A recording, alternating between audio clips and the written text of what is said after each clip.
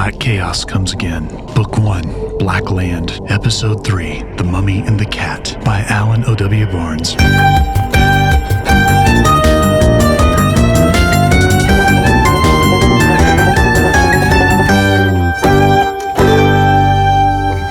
After concluding his lecture, Mr. Phelan went over to point some things out to Oscar. Phelan discussed Egyptian art with Oscar. I overheard a few things Mr. Phelan said to him. As they conversed, I realized this is the reason. Well, maybe a reason. Oscar is the star reporter for the school newspaper. Mr. Phelan sees him as the star writer, so Mr. Phelan gives him insights, all the best assignments, and all the best material. Caitlin. I looked up, hopeful that Mr. Phelan was about to include me in his conversation with Oscar. Would you get me a cup of coffee from the caterers? And that solidified my place. Hot soccer guy's the star reporter, while I'm the gopher. As I approached the line, I noticed Veronica Slater at the end. I spun, pretending to be interested in some artifact or another, hoping anyone else would get in line, providing a buffer between myself and the cheerleader. I didn't have to wait long. A band geek with whom I'm friendly named Bree got in line. Her hand was bandaged. What happened to you? I asked, indicating the bandage.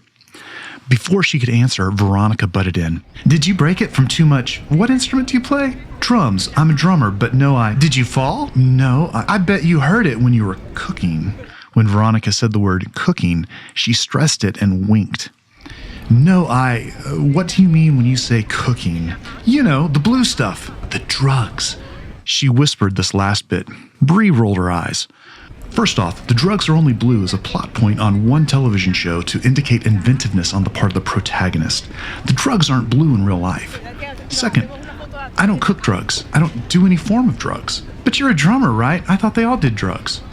No, you're thinking of football players. Veronica looked genuinely confused. Then how did you hurt your hand? I was helping Mr. Phelan move some stuff at school. I got scratched pretty bad. On some furniture? I asked. No, there was a piece falling. Phelan and I both reached out to catch it simultaneously, and Phelan scratched me with his nails. They were unexpectedly sharp. That made me laugh. The idea of Phelan with long, manicured, sharp nails struck me as funny, but no one else laughed. This entire exchange highlights the idea I've had rolling around in my head for a few months. The one I was just writing about related to how people see Bree. The idea is about expectations and how people see each other. Veronica isn't alone. Many assume stuff about people based on what they do or how they look. I think that's the first thing I think I've figured out about how the world works. I used to think it worked the way people tell you it works. They say that if you work hard and do good work, people will recognize it. But the world isn't a meritocracy. It's about relationships and how people perceive you. Because Phelan doesn't see me the way I want him to, I realize I need to change how he sees me. I need to change the way people see me. The question is, how do I want them to see me? For that matter, how do they see me right now? Do they see me at all? This is a problem for a lot of girls. If you seem too intelligent, people think you're a bitch. If you seem too stupid, people think you're a slut. I figured the trick is to be perceived as precisely smart enough, exactly likable enough, without seeming threatening. Damn, that's hard. So, I was at this museum trying to figure out how to appear to be the perfect girl, carrying coffee back to Oscar and Phelan, when I realized how easy it was for Oscar to be the ideal guy, and to be honest, it kind of pissed me off. I mean, here I am making likability a major mathematical conundrum. Meanwhile, hot soccer player seems to have all of that naturally. Jerk. Then I started to wonder, does he have all that naturally, or did he have to figure it out too? As I had that thought, I was looking at the 4,000-year-old remains of a girl who could be my sister, wrapped in all those bandages, her stomach, intestines, lungs, and brain cut out and placed in decorative containers.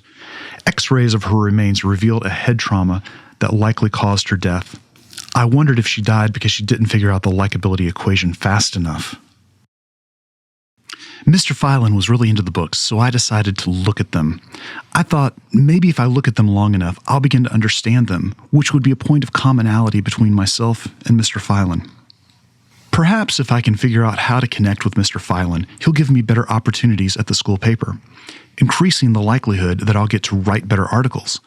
I have it in the back of my mind that writing better articles may lead to a job or a scholarship, and I'll be able to get out of this town.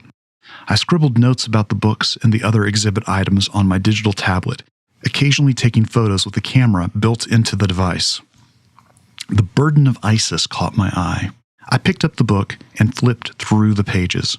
I realized these were like psalms in the Bible, except about this goddess instead of being about Jehovah. I wondered if that said something about these people. They worshipped women and men instead of just a man. I scanned a translation of the pyramid texts. The thing that caught my eye was this passage about another goddess, Bast, who was represented as a cat. She was both a nurturing mother and a terrifying avenger. I read about the slaughters of Bast that inflicted plague and other disasters on humanity. I read a prayer to Bast aloud to see what it sounded like. Beloved Bast, mistress of happiness and bounty, twin of the sun god, slay the evil that afflicts our minds as you slay the serpent Apep. With your graceful stealth, anticipate the moves of all who perpetrate cruelties and stay their hand against the children of light. Grant us the joy of song and dance, and ever watch over us in the lonely places in which we must walk. As I breathed this prayer, I caught Oscar's attention.